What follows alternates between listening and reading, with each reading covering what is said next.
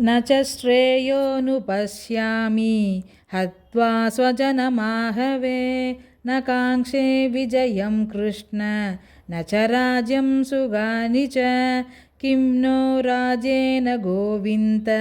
किं भोगैर्जीवितेन वा येषामर्थे काङ्क्षितं नो राज्यं भोगासुगानि च तमेव स्थिता युद्धे प्राणां त्यक्त्वा धनानि च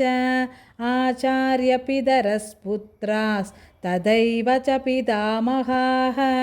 मातुला श्वशुरास् पौत्राः शालासम्बन्धिनस्तथा एतान् हन्तुम् इच्छामि ज्ञतोऽपि मधुसूदन अभित्रैलोक्यराज्यस्य हेदोहिं नु महीकृते निहत्य धार्तराष्ट्रान्नः का प्रीतिः स्यात् जनार्दन पापम् एव श्रयेतस्मान् हत्वैतान् आददायिनः तस्मान्नार्हा वयं हन्तुं धार्तराष्ट्रान् सभान्तवान् स्वजनं हि गदं हत्वा सुखिनः श्याम माधव यद्यप्येतेन पश्यन्ति लोभो भगदशेतसः कुलक्षयकृतं दोषं मित्रेर्रोगे च पातकं कथं न ज्ञेयमस्माभिः पापात्तस्मान्निवर्तितुं कुलक्षयकृतं दोषं प्रपश्यद्भिर्जनार्दन कुलक्षये प्रणश्यन्ति कुलधर्मा सनातनाः धर्मे नष्टे कुलं कृष्णम् अधर्मो बिभयत्युत अधर्माभिभवात् कृष्ण प्रत्युष्यन्ति कुलस्त्रियः श्रीदुषु दुष्टाक्षु वार्णेष्य जायते वर्णशङ्करः शङ्करो नरकायैव कुलघ्नानां कुलस्य च वदन्ति पितरो येषां लुप्तपिण्डोदकक्रियाः